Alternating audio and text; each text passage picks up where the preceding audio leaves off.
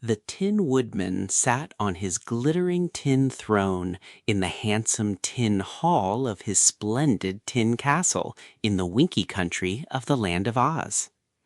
Beside him, in a chair of woven straw, sat his best friend, the Scarecrow of Oz. At times they spoke to one another of curious things they had seen and strange adventures they had known since first they two had met and become comrades. But at times they were silent, for these things had been talked over many times between them, and they found themselves contented in merely being together, speaking now and then a brief sentence to prove they were wide awake and attentive. But then these two quaint persons never slept. Why should they sleep when they never tired? And now, as the brilliant sun sank low over the Winkie country of Oz, tinting the glistening tin towers and tin minarets of the tin castle with glorious sunset hues, there approached along a winding pathway Woot the Wanderer, who met at the castle entrance a Winkie servant. The servants of the Tin Woodman all wore tin helmets and tin breastplates, and uniforms covered with tiny tin discs sewed closely together on silver cloth, so that their bodies sparkled as beautifully as the tin castle, and almost as beautifully as the Tin Woodman himself. Woot the Wanderer looked at the manservant, all bright and glittering, and at the magnificent castle, all bright and glittering. And as he looked, his eyes grew big with wonder. For Woot was not very big and not very old, and wanderer though he was, this proved the most gorgeous sight that had ever met his boyish gaze. "Who lives here?" he asked. "The Emperor of the Winkies, who is the famous Tin Woodman of Oz," replied the servant, who had been trained to treat all strangers with courtesy. "A Tin Woodman? How queer!" exclaimed the little wanderer.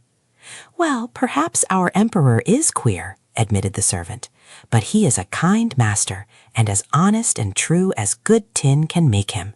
So we, who gladly serve him, are apt to forget that he is not like other people." "May I see him?" asked Woot the Wanderer after a moment's thought. "If it please you to wait a moment, I will go and ask him," said the servant, and then he went into the hall where the Tin Woodman sat with his friend the Scarecrow. Both were glad to learn that a stranger had arrived at the castle, for this would give them something new to talk about. So the servant was asked to admit the boy at once.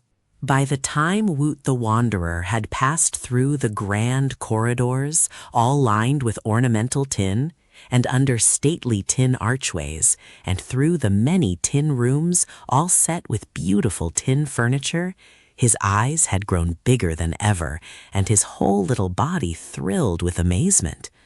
But, astonished though he was able to make a polite bow before the throne and to say in a respectful voice, "I salute your illustrious majesty and offer you my humble services." "Very good," answered the Tin Woodman in his accustomed cheerful manner. "Tell me who you are and whence you come." "I am known as Woot the Wanderer," answered the boy, "and I have come through many travels and by roundabout ways from my former home in a far corner of the Gillikin country of Oz." "To wander from one's home," remarked the Scarecrow, "is to encounter dangers and hardships, especially if one is made of meat and bone. Had you no friends in that corner of the Gillikin country? Was it not homelike and comfortable?" To hear a man stuffed with straw speak, and speak so well, quite startled Woot, and perhaps he stared a bit rudely at the Scarecrow. But after a moment he replied, "I had home and friends, your honorable strawness, but they were so quiet and happy and comfortable that I found them dismally stupid. Nothing in that corner of Oz interested me, but I believed that in other parts of the country I would find strange people and see new sights. And so I set out upon my wandering journey. I have been a wanderer for nearly a full year, and now my wanderings have brought me to this splendid castle. I suppose," said the Tin Woodman, "that in this year you have seen so much that you have become very wise." "No," replied Woot thoughtfully, "I am not at all wise, I beg to assure your majesty. The more I wander, the less I find that I know. For in the land of Oz, much wisdom and many things may be learned." "To learn is simple. Don't you ask questions? inquired the Scarecrow. Yes, I ask as many questions as I dare, but some people refuse to answer questions. That is not kind of them, declared the Tin Woodman. If one does not ask for information, he seldom receives it. So I, for my part, make it a rule to answer any civil question that is asked me. So do I, added the Scarecrow, nodding. I am glad to hear this, said the Wanderer, for it makes me bold to ask for something to eat. Bless the boy, cried the Emperor of the Winkies. How careless of me not to remember that wanderers are usually hungry. I will have food brought you at once. Saying this, he blew upon a tin whistle that was suspended from his tin neck, and at the summons, a servant appeared and bowed low. The Tin Woodman ordered food for the stranger, and in a few minutes the servant brought in a tin tray heaped with a choice array of good things to eat, all neatly displayed on tin dishes that were polished till they shone like mirrors. The tray was set upon a tin table drawn before the throne, and the servant placed a tin chair before the table for the boy to seat himself. Eat, friend wanderer, said the Emperor cordially, and I trust the feast will be to your liking. I myself do not eat, being made in such manner that I require no food to keep me alive. Neither does my friend the Scarecrow. But all my Winky people eat, being formed of flesh as you are, and so my tin cupboard is never bare, and strangers are always welcome to whatever it contains. The boy ate in silence for a time, being really hungry, but after his appetite was somewhat satisfied, he said, How happened your Majesty to be made of tin and still be alive? That, replied the Tin Man, is a long story. The longer the better, said the boy. Won't you please tell me the story? If you desire it, promised the Tin Woodman, leaning back in his tin throne and crossing his tin legs. I haven't related my history in a long while, because everyone here knows it nearly as well as I do. But you, being a stranger, are no doubt curious to learn how I became so beautiful and prosperous, so I will recite for your benefit my strange adventures. Thank you, said Woot the Wanderer, still eating.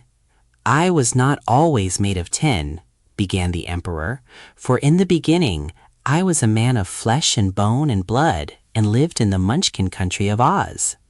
There I was by trade a woodchopper, and contributed my share to the comfort of the Oz people by chopping up the trees of the forest to make firewood, with which the women would cook their meals while the children warmed themselves about the fires. For my home I had a little hut by the edge of the forest, and my life was one of much content until I fell in love with a beautiful Munchkin girl who lived not far away. What was the Munchkin girl's name? Asked Woot. Nimmy Amy. This girl, so fair that the sunsets blushed when their rays fell upon her, lived with a powerful witch who wore silver shoes and who had made the poor child her slave. Nimmy Amy was obliged to work from morning till night for the old witch of the East, scrubbing and sweeping her hut and cooking her meals and washing her dishes. She had to cut firewood, too, until I found her one day in the forest and fell in love with her. After that, I always brought plenty of firewood to Nimmy Amy, and we became very friendly.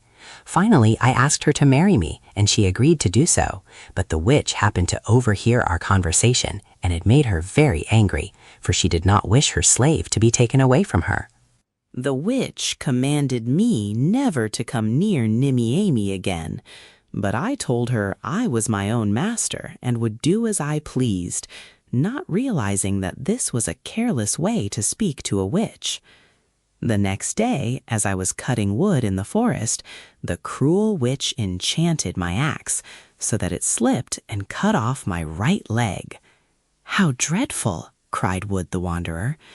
Yes, it was a seeming misfortune, agreed the Tin Man, for a one-legged woodchopper is of little use in his trade, but I would not allow the witch to conquer me so easily. I knew a very skillful mechanic at the other side of the forest, who was my friend, so I hopped on one leg to him and asked him to help me. He soon made me a new leg out of tin and fastened it cleverly to my meat body. It had joints at the knee and at the ankle, and was almost as comfortable as the leg I had lost. Your friend must have been a wonderful workman, exclaimed Woot. He was, indeed, admitted the Emperor. He was a tinsmith by trade and could make anything out of tin. When I returned to Nimmy Amy, the girl was delighted and threw her arms around my neck and kissed me, declaring she was proud of me. The witch saw the kiss and was more angry than before. When I went to work in the forest next day, my axe, being still enchanted, slipped and cut off my other leg. Again I hopped, on my tin leg, to my friend the tinsmith, who kindly made me another tin leg and fastened it to my body. So I returned joyfully to Nimmy Amy, who was much pleased with my glittering legs, and promised that when we were wed, she would always keep them oiled and polished. But the witch was more furious than ever, and as soon I raised my axe to chop, it twisted around and cut off one of my arms.